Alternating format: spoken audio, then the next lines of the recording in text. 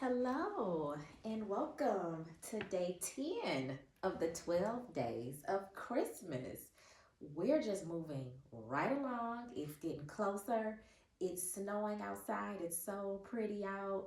I wish I could show you the snow, but I don't know yet how I'm flipping the camera and then flip it back to me. I'm not that tech savvy just yet, but I'm working on it. But snow is falling. Got my hat on, trying to stay warm. Got a Christmas tree here, festive. We ready to go. So let's talk about some notary difficult situations and how to problem solve and how to handle them. So that's what the topic is going to be for today. So we're going to just jump right in, like we normally do. And how I'm going to structure this video is I'm going to give you like 3 scenarios pretty much of the different type of notary situations you can encounter. And then we're going to talk about the different strategies and things that could help you deal with this challenge. So the first one we're going to talk about, or I'm going to give you the scenario pretty much, and you can say, oh, okay, yeah, this sometimes can be a difficult situation.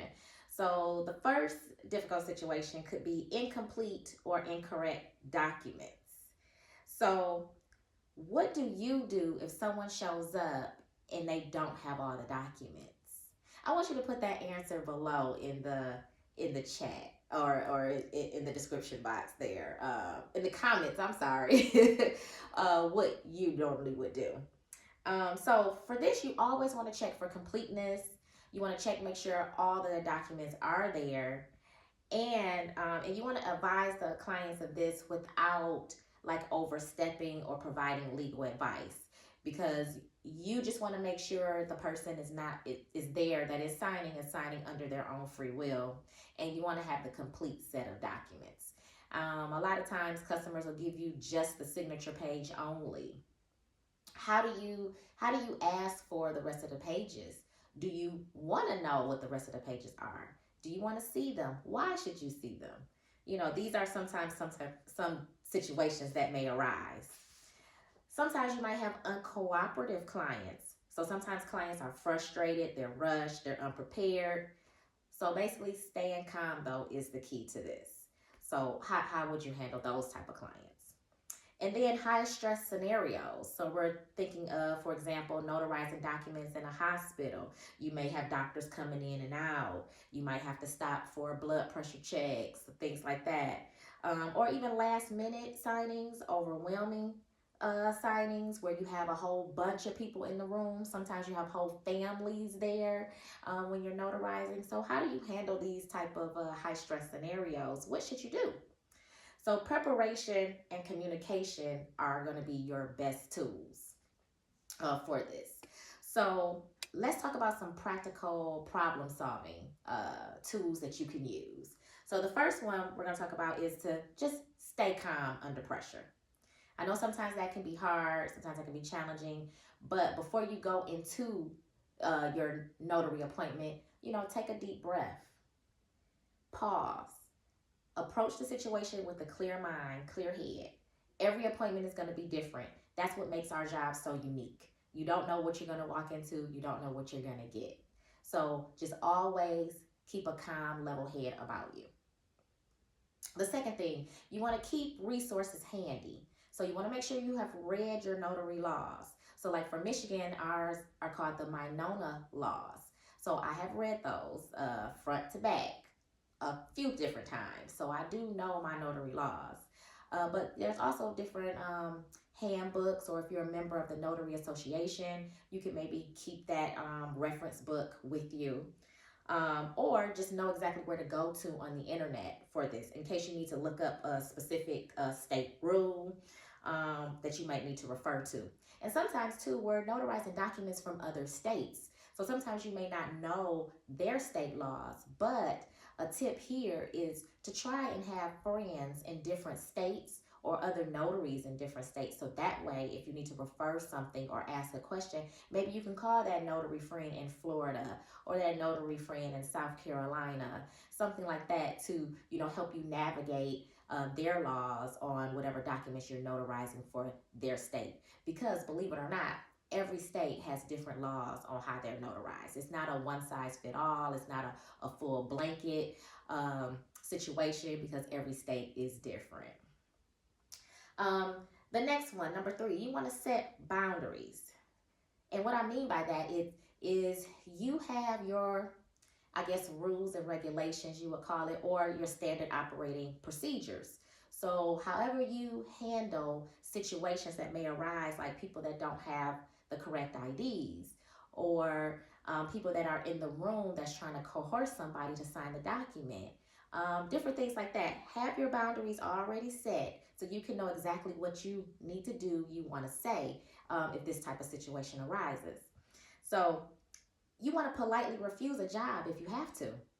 Like sometimes you don't want to violate any notary law, for example. Or do anything that may feel unsafe, or something in your gut you don't feel like this is, maybe the right thing to do, for example. So, politely refusing a job can be hard. I have had to do that before. I was at a healthcare facility, and there was a patient there, and they needed me to notarize power of attorney documents. And this particular individual, she did not know where she was. She did not know what year it was, anything like that. So the more I was there trying to talk to her, then that's when those type of things came out. She thought she was back in a whole nother state, I guess, where she used to live years ago. So things like that happen, and if someone's not in their right state of mind, you cannot notarize that document. So I had to politely refuse that job. She had other people in the room, so I didn't do it in front of everyone. I asked the lady who called me and set up the appointment. I said, let me speak to you outside. So we went outside of the room, and I said, I apologize. I'm not going to be able to do this notary appointment for you because she does not know where she is. And, I started explaining everything as far as how, the notary law works and why I had to refuse this job. So she definitely understood. There was no animosity. She was not upset with me or anything like that. She understood, why I couldn't do it. I gave her the reasons, and everything went well after then. So make sure you set your boundaries and know what you will or can do or cannot do as far as your state notary laws go. And lastly, I'm going to say use clear communication. Explain your role to the client. Let them know why you're there. You're there to basically make sure this person is who they say they are, that they're not being forced into signing a document.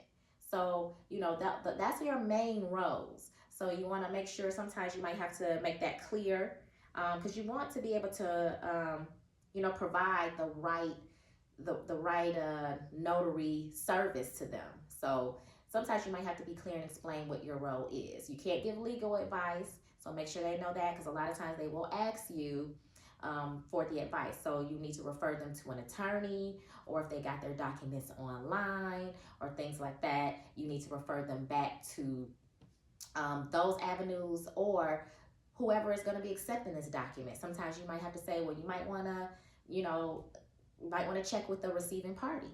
So those are the type of clear communications you want to provide. So I hope these helped with handling difficult situations. If you had a difficult situation, let us know in the comments how you handled it and what was the difficult situation. I would love to hear that.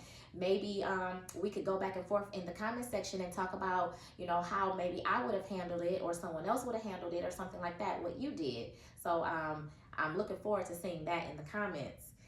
So we're a few days away from Christmas. So I'm going to think of another holiday theme to do while you're out doing your notary appointments. And so what I was thinking on this one, like when tensions are high, a cheerful attitude can go a long way. So adding a touch of holiday cheer would be something like, maybe I have some candy canes here. I sometimes take candy canes with me to my notary appointments, and I have this to share with some of my clients during the holiday season. So that's a tip also, that maybe that's something that you could do. This one's a watermelon one, so pretty tasty. But they have all different kinds of candy canes these days.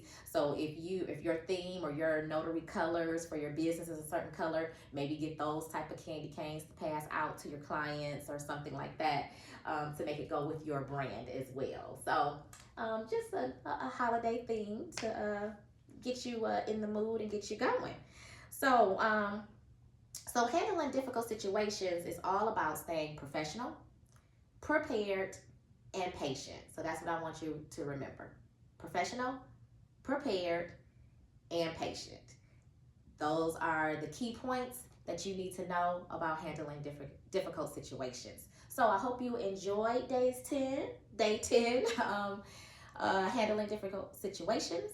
And please follow us, like us, comment, share this video with other notaries that you may know.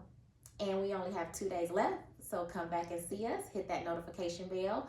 If you haven't watched us, if this is your first time, go back and catch the rest of the videos. We've been having fun all this time.